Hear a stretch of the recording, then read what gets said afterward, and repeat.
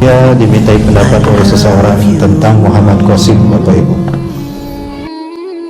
Sampai-sampai saya dimasukkan ke dalam grup kelompok ini yang mereka mengklaim Muhammad Qasim ini Imam Mahdi. Muhammad Qasim ini Imam Mahdi. Kalau Muhammad Qasim ini Imam Mahdi, berarti Imam Mahdi sudah ada, berarti Islam sebentar lagi zahir. Memang kalau melihat situasi dan kondisi sesuai dengan hadis Rasulullah, sesuai dengan tanda-tanda kemunculan Imam Mahdi akan datang. Namun saya tidak bisa mengklaim kalau beliau Imam Mahdi. Kenapa demikian? Rasulullah diakui sebagai Nabi dan Rasul setelah diutus Allah kan. Betapapun ciri-cirinya sudah ada sebelum beliau diutus Allah. Betul? Apakah langsung tidak percaya pada Muhammad Nabi, kafir kamu? Padahal Rasulullah belum diutus. Nah sekarang orang ramai yang mengatakan Muhammad Qasim Imam Mahdi, bahkan ustadz-ustadz yang menolaknya pun ditinggalkan, disesatkan. Subhanallah, berhasil mereka dipecah belah. Nah tunggu nanti Allah membaiatnya di Ka'bah, di dekat Ka'bah. Nah saat itu wajib kita mengimaninya, berbaiat padanya. Ya ustadz-ustadz akhir zaman kita dijelek-jelekan hanya karena tidak menerima pemahaman mereka. Ini yang saya sayangkan para sekalian. Mudah-mudahan ini kabar gembira. Dan kalau Muhammad Qasim ini Imam Mahdi, demi Allah saya akan berbaiat kepada beliau. Ya, seperti apa Muhammad Qasim? Menghormati Allah. Ini beberapa hal yang sudah saya catat terkait dengan Muhammad Qasim. Ini adalah orang yang bermimpi seperti mimpinya Muhammad Qasim, dan dialah membenarkan Muhammad Qasim dengan mimpi-mimpinya.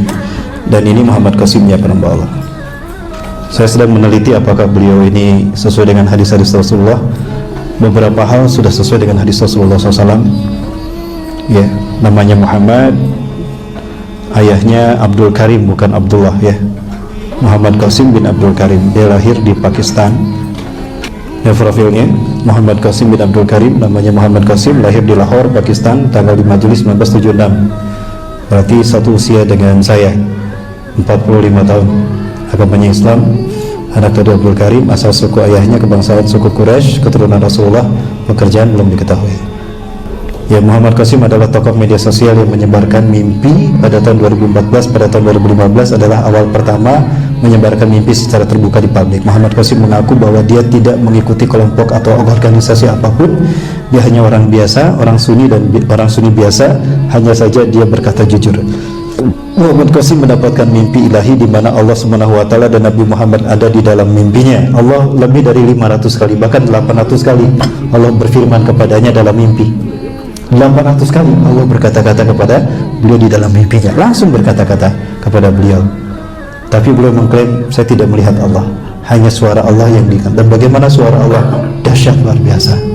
Itu kata beliau. Ya, kemudian Muhammad Qasim mengaku berjumpa dengan Allah Subhanahu wa taala dari balik tabir cahaya sebanyak kurang lebih 500 kali, dan mimpi berjumpa dengan Nabi Muhammad SAW sebanyak kurang lebih 300 kali.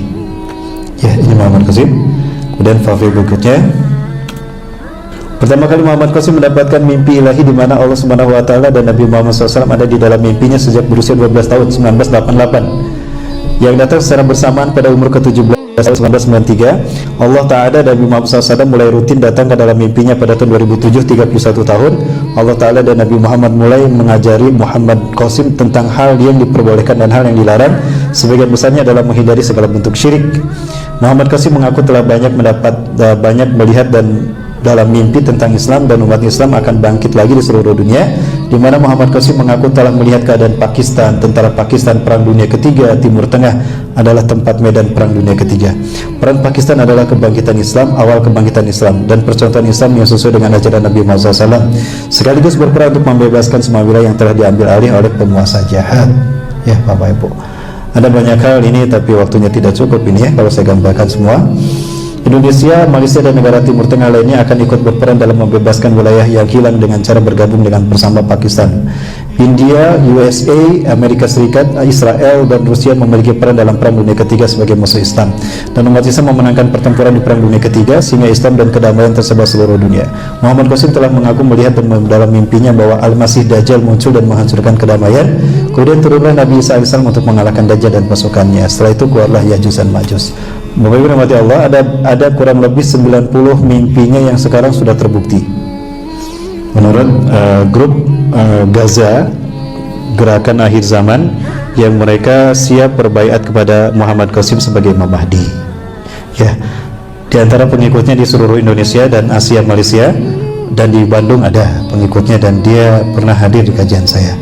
Sementara itu, para sekalian yang dirahmati Allah, terkait dengan Muhammad Qasim, apakah beliau Imam Mahdi, saya tidak tahu. Semakin heboh tentang orang yang akan menjadi Imam Mahdi telah muncul, yaitu Muhammad Qasim yang ada di Pakistan. Sosok ini semakin terkenal dan fenomenal karena dia menceritakan apa-apa yang akan terjadi. Sebagiannya mirip dengan hadis Nabi SAW, tapi sebagian yang lain benar-benar tidak ada dalam hadis, dan bahkan ada yang bertolak belakang dengan hadis Nabi SAW. Melihat daripada ciri fisiknya sesuai yang digambarkan oleh Rasulullah SAW, saya memperhatikan tidak ada kemiripan dalam banyak hal. Allah menyembunyikannya dari penjahat-penjahat yang mengincar kemunculannya untuk dibunuh. Allah menyembunyikannya dari penjahat-penjahat yang mengetahui bahwa dialah yang akan bisa mengembalikan keadaan dunia ini ke dalam tangan Islam. Bagaimana dengan klaim kelompok atau orang-orang yang mengaku-ngaku bahwa Al-Mahdi itu adalah Muhammad Qasim ini nanti? Sungguh apabila kita tidak dipandu dengan ilmu yang luas, kalau kita tidak dipandu dengan ilmu yang dalam, baik bersumber dari Al-Quran atau dari hadis Nabi, kita hanya mengedepankan hawa, kita hanya mengedepankan semangat, ya, tanpa ada dipandu oleh ilmu, kita cenderung untuk sesat. Tendensi saya apa untuk mengatakan Muhammad Qasim bukan Imam Al-Mahdi kelak? Yang paling penting, kalau seandainya beliau adalah yang akan menjadi Imam Mahdi, maka pasti kekuatan jahat di fase keempat ini seluruhnya di muka bumi akan membunuhnya. Saya katakan tidak ada tendensi saya untuk mengatakan bahwa ini Imam Mahdi atau tidak Imam Mahdi. Tidak ada, hanya saja melihat ada hadis Nabi banyak yang belum sesuai, baik secara fisik, secara keadaan alam, dan klaim-klaim yang disampaikan dari mimpinya. Taraktu fikum amrain ma in i'tasamtum bihima lan tadillu abada. Aku telah meninggalkan kepada kalian dua pusaka pemberi petunjuk, selama kalian berpegang erat dan teguh kepada keduanya, sekali-kali tidak akan kamu bisa sesat selama-lamanya. Jadi kalau kita melihat ada apa, kembali kepada Al-Quran, kembalikan pada sunnah. Kalau sudah menyimpang, tidak sesuai, tidak pas, tinggalkan. Kalau Allah takdirkan beliau ternyata dibaiat di Mekah dan beliau Imam Mahdi, wajib bagi saya dan bagi kita untuk berbaiat padanya. Tapi kan sekarang beliau belum dibaiat. Ya, Raja Salman pun masih ada. Ya, belum ada pertumpahan darah di Masjidil Haram, belum ada kan? Karena setelah wafatnya Raja Salman atau 3 putra yang mahkota. Dan apakah Raja Salman yang dimaksudkan Rasulullah, itu pun kita belum tahu. Ya, ada salah satu pengamatannya bahwa pandemi COVID-19 ini akan menyebabkan meledaknya dunia di akhir 2020. Itu pendapat mereka, pengamatan mereka. Silakan. Ya, kalau tidak salah itu saya dengar itu. Ya, dan kita serahkan segala urusan kita kepada Allah Azza wa Jalla. Saya katakan Muhammad Qasim mendapatkan kemuliaan dari Allah. Saya tidak mengingkari apa yang dialami Muhammad Qasim, namun saya tidak mau tergesa-gesa mengatakan beliau Imam Mahdi.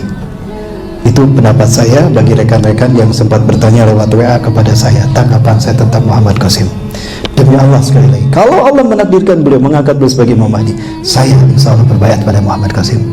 Allahu Akbar. Nah, ini muncul pembahasan tentang Imam Mahdi, pembahasan tentang Muhammad Qasim. Apakah ini syarat Ramadan kita, Ramadan yang terakhir? Tidak. Kita akan mendapatkan kejayaan di mana Ramadan kita bersih tanpa aniaya, Islam sahih di seluruh dunia. Itu barangkali demikian yang dapat saya sampaikan. Lebih dan kurangnya mohon maaf. Yang benar dari Allah, yang salah adalah kudaipan saya pribadi dan